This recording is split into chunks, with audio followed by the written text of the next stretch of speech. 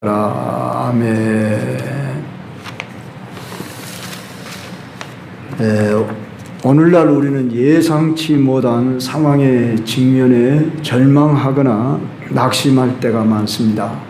가령 가정 문제, 직장 갈등 문제, 건강 문제 등 다양한 도전에 직면할 때 우리는 쉽게 혼란에 빠집니다. 다윗과 그의 사람들이 자신의 가족을 잃었을 때 느꼈던 그 절망도 우리가 오늘 공감할 수 있는 그런 부분입니다. 이런 절망적인 순간이 다윗뿐만 아니라 오늘 우리의 삶의 현실에 다가올 때 우리는 어떻게 반응해야 할 것인가를 오늘 이 본문을 통해 우리가 교훈을 받고자 합니다. 오늘 이 사무엘상 30장은 다윗이 아말렉 족속에게 가족과 재산을 되찾는 이야기이고 그 이후에 그 전리품을 나누었다 하는 아름다운 스토리입니다. 그런데 그 과정 속에서 다윗은 저 블레셋의 망명 가가지고 이제 전쟁에 참여를 했지만 다시 돌아가라 그렇게 해서 자기가 거하는 그 시글락 동네에 3일 동안 비어 있었습니다. 그동안에 아말렉 족속이 부녀와 어린이들, 물론 노인도 속해 있었겠죠. 부녀 어린아이들 중심으로 이렇게 다 잡혀갔더라 하는 것입니다. 그들의 재산도 그들의 가족들도 다 이렇게 포로로 잡혀 빼앗겼습니다. 참으로 그 위기 좌절 절망 속에 그들이 어떻게 반응하느냐 그러면은 다윗에게 충성을 하고 그들이 죽고 사는 문제를 같이 하기 위해 따랐음에도 불구하고 자기 가족을 잃자 다윗을 돌로 치려고 했다고 하는 참으로 매우 위기적 상황에 직면했는데 오늘 성경 말씀 6절에 보니까 다윗이 크게 다급하였으나 그의 하나님 여호와를 힘입고 용기를 얻었더라 그렇게 말씀하고 있습니다.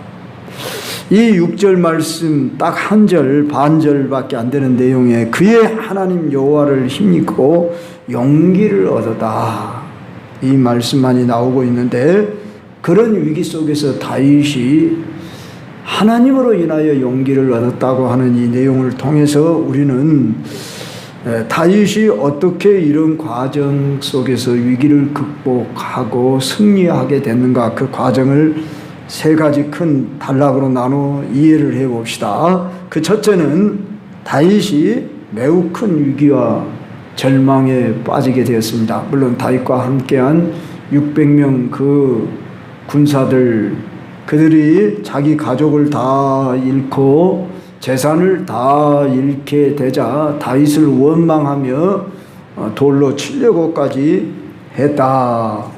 그런 상황에 다윗은 더욱 하나님을 의지했다고 하는 이 사실이 우리는 사울과 비교했을 때 매우 대조적인 모습으로 나타납니다.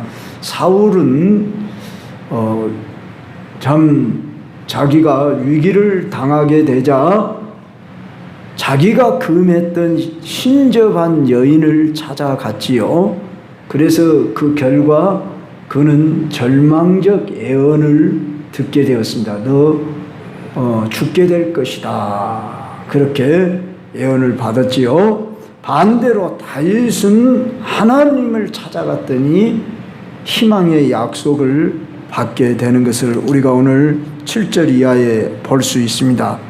아히멜렉의 아들 제사장 아비아달에게 에봇을 내게로 가져와라. 그리고 제사장이 차고 있는 이 가슴에 차고 있는 그 에봇에 이제 그 판결의 흉패가 있답니다. 우리는 어떻게 된 것인지 알 수 없죠. 우림과 둠밈으로 된 그 에봇을 입고 있는 이 제사장에게 하나님의 뜻을 묻는 것입니다. 하나님 앞에 묻기를 내가 이 군대를 추격하면 따라잡겠습니까? 그렇게 물으니까 하나님이 응답이 그를 쫓아가라. 네가 반드시 따라잡고 도로 찾으리라. 참 희망적 확실한 응답을 받게 되는 것입니다. 자, 이렇게 다윗은 매우 위기적인 상황 속에서 지금 세상 방법 찾지 않고 하나님의 방법을 구했다는 사실입니다. 자, 우리는 우리 삶에 위기가 당하면 나는 주로 어떻게 행동을 하는가 우리 자신들을 한 번씩 살펴봐야 합니다. 물론 기도도 하지만 대개 사람을 찾는 경향이 많죠. 주변에 가까운 사람에게 연락해갖고 내가 이런 일을 당했어야 야 어쩌면 좋겠냐 그러고 의논을 사람한테 먼저 하려고 하는 성향이 우리 쪽에 혹시 있다면 우리는 그런 성향보다도 오늘 다윗처럼 하나님을 의지하고 하나님의 뜻을 물으며 찾는 이 훈련으로 들어가야 되겠구나.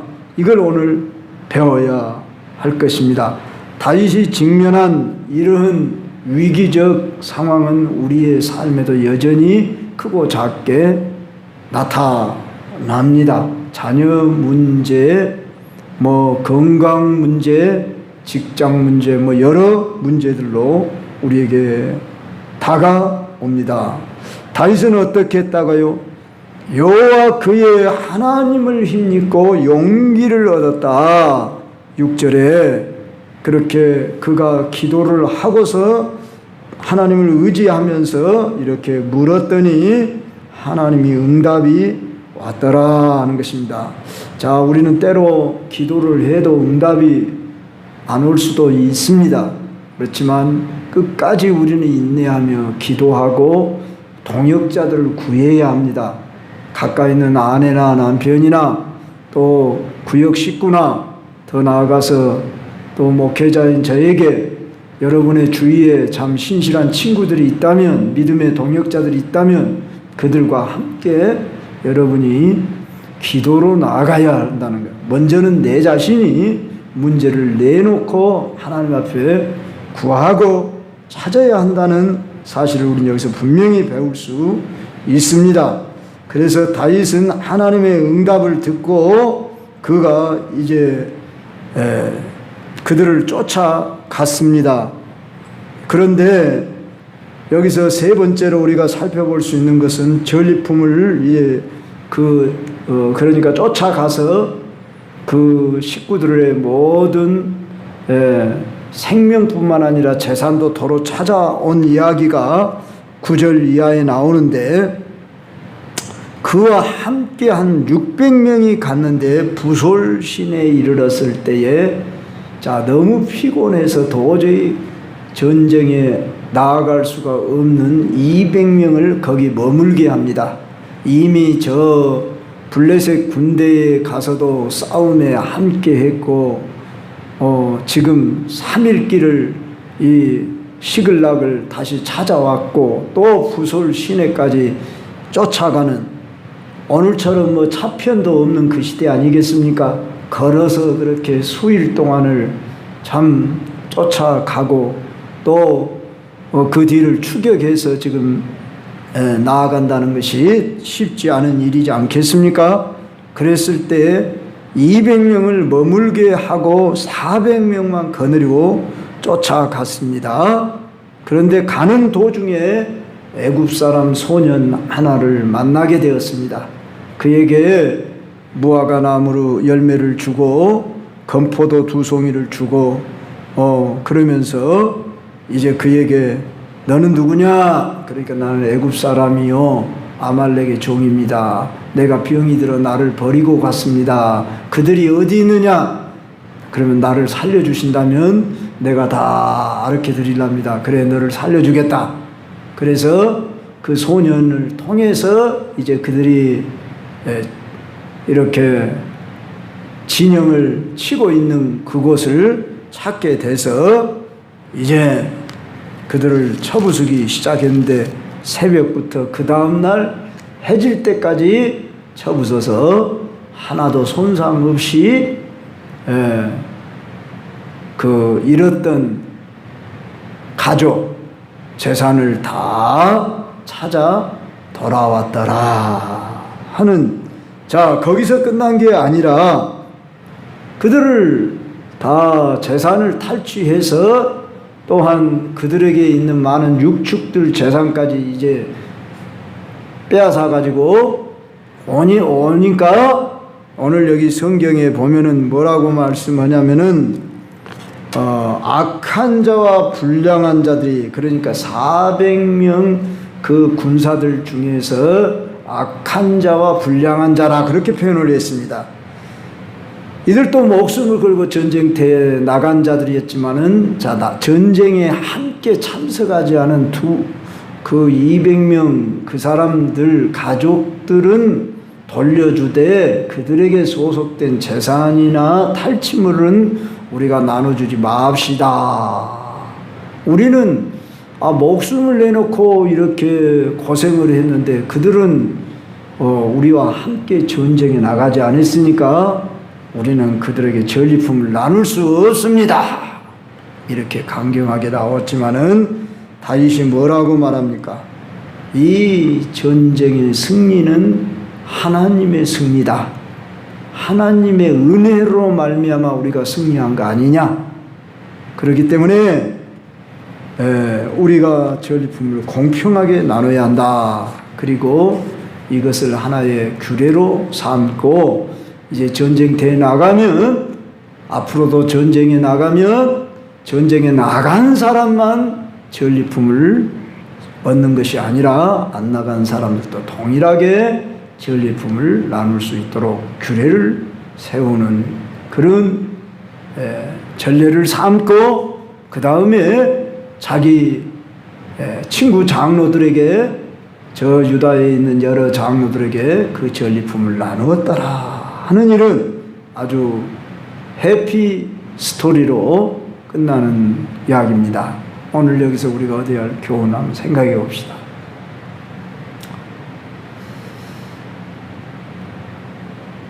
가족을 다 잃어버리고 재산을 다 잃어버렸다.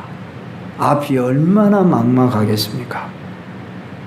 지금 같은 시기가 아니라 그 시대에는 한번 빼앗기면 찾아온다는 것은 거의 불가능한 거 아니겠습니까? 그런데도 다윗은 용기를 잃지 않고 하나님 앞에 기도하며 하나님의 뜻을 찾아 물었더니 하나님께서 다시 찾게 해 주었더라. 그래서 여기서 우리는 하나님의 신실하심의 약속을 믿어야 합니다. 모든 것은 하나님의 뜻 안에 있다. 장중에 있다. 우린 너무 급하고 어려운 일 당하면 그냥 하늘이 무너진 것 같은 그런 생각이 들 때가 있지요. 우리 하늘이 무너져도 솟아날 구멍이 있다. 그런 말이 있고, 사방이 다 막혀도 여전히 우리 위로 향하는 문은 열려 있다. 이것을 아시고 하나님은 살아계신다. 내가 저 얼척없는 일을 당하고 너무나 참 낭망에 빠질 만한 좌절의 그런 일을 당한다 할지라도 결코 우리 낭망하지 말아야 한다는 말입니다. 왜요? 하나님은 살아계시고 하나님은 우리와 함께 하신다. 하나님의 뜻이 있다. 하나님의 방법이 있다. 사람은 방법이 없고 다 막혔다. 그럴지라도 하나님은 해결자시다. 하나님은 살아계신다 하는 이 믿음을 우리는 가져야 합니다. 다윗은 이런 위기를 한두 번 당한 사람이 아니잖아요. 지금까지 우리가 사무엘상 30장까지만 보는 과정에서도 블레셋 그 누굽니까? 아비멜렉인가 그 왕 앞에 가서는 미친 척을 하면서 대문짝에 끄적끄적하고 침을 흘리며 그런 연기를 하면서 살아나는 경우도 있고 참 별별 일을 다 당했던 것을 보게 됩니다. 그러므로 우리는 마음을 강하게 하고 담대히 하고 항상 하나님을 향한 믿음을 준비하고 우리는 어떤 어려움을 당해도 하나님 앞으로 나아가고 하나님께 묻고 하나님의 뜻을 구하는 자가 되어야 할 것이다 하는 것을 우리가 오늘 분명히 여기서 답을 찾을 수가 있고, 그래서 용기를 가지고 우리는 하나님의 뜻대로 순종해서 나아가야 합니다. 얼마나 두렵겠습니까? 600명의 군사들 휘하에 있는 그 아내며 자녀들이며 재산이 다 잃어져 버리고 성이 불타버렸습니다. 참 절망스러운 상황이지만은 다시 용기를 내서 일어서 나아갈 때 하나님은 다시 찾아오게 하시는 하나님. 우린 욥의 공경 상태 잘 알지요? 욥은 10자녀를 다 잃고 재산 다 날리고 자기 몸에 병이 들었지요. 여러 달 아마 병을 앓았을 겁니다. 그런데 하나님이 고치시고 또 다시 회복하시게 하시는 역사로 재산도 자녀도 또 주시는, 그러면 마치 하나님은 병 주고 약 주시는 하나님이냐 이렇게 이해를 하면 안 되고, 하나님의 섭리가 있으시다, 고난 속에 하나님의 뜻이 있으시다, 우리는 이렇게 믿어야 합니다. 그래서 전하 이복되게 하시는 하나님, 모든 것이 하나님의 장중에 있다. 그래서 자기가 그 모든 이제 회복을 얻고 승리의 기쁨을 사람의 몇 사람의 말에 흔들리지 말고 자기가 하나님의 은혜로 말미암아 주어진 것이기 때문에 여기서 우리는 다윗이 큰 사람이다 하는 걸 알 수가 있지요. 그래서 같이 전쟁에 참여하지 않은 200명과 그 가족들과 다 함께 그 탈취물을 나눠서 온 성에 함께 기쁨을 누리고, 또한 유다 장로들에게까지 선물을 보내는, 우리는 여기서 기독교의 정신이 뭐냐 그러면은 움켜쥐는 공동체가 아니라 나누는 공동체라, 베푸는 공동체라. 우리는 아무리 가난해도 궁핍해도 줄 것이 있는 사람이 되도록 힘써야 한다 그 말입니다. 주는 자가 받는 자보다 낫다, 이 말씀 우리 예수님이 분명히 하시죠. 주는 자가 받는 자보다 복이 있다 하는 말이로다. 할 수만 있으면 우리는 주는 자로, 베푸는 자로 살 수 있도록 줄 수 있게 해 주십시오. 참 항상 우리 주변의 사람들 만남 속에서 주는 사람은 기쁘죠. 받는 사람은 물론 기쁨도 있지만 참 부담감을 느끼는 경우도 있지요. 우리는 줄 수 있어서 감사하다, 나눠야 한다, 이런 정신이 뭐냐 그러면, 우리는 비록 물질적으로는 좀 부족할 수 있을지 몰라도 우리에게는 세상에 없는 가진 것이 있는 사람이다, 이 자부심이 있어야 합니다. 무엇입니까? 여러분들이 여러분보다 직분이 높고 배움이 많은 사람이라고 해서 기죽을 거 없다고 말이에요.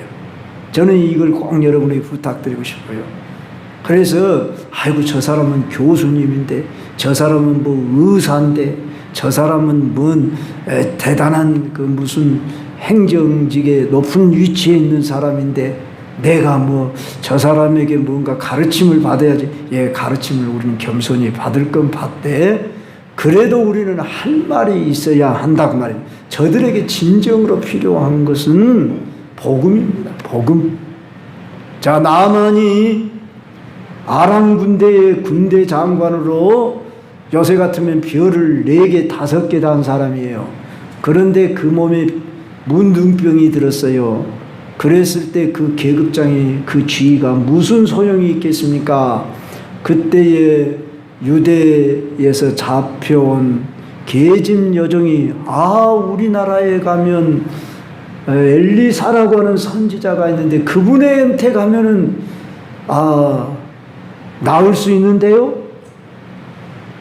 이런 확신 가운데 증거를 할 수 있는 그 소식이 그에게는 복음이에요. 그러지 않습니까? 이 나만 장군에게 복음은 뭐예요? 내 이 나병을 낳을 수 있는 이거의 소식이 그에게 복음이에요. 오늘 우리는 나병보다 더 근본적인 원천적인 죄의 병, 원죄와 자범죄를 해결해 주실 수 있는 예수 그리스도의 피, 십자가에서 흘리신 그 피만이 당신을 구원할 수 있습니다. 그 길만이 사는 길입니다. 다른 이로서는 구원을 얻을 수 없나니 천하인간의 구원을 얻을 만한 다른 이름을 우리에게 주신 적이 없다고 베드로가 그렇게 담대히 사내들인 공예, 요새로 말하면 대법원 법관들, 국회의원, 요새는 국회의원들 우리들이 존경을 하지 않으니까 그들 입에 올릴 필요도 없지요. 어떤 최고의 어떤 이 학식과 권력을 가진 사람들이 당시 사내들인 공회의원들이에요.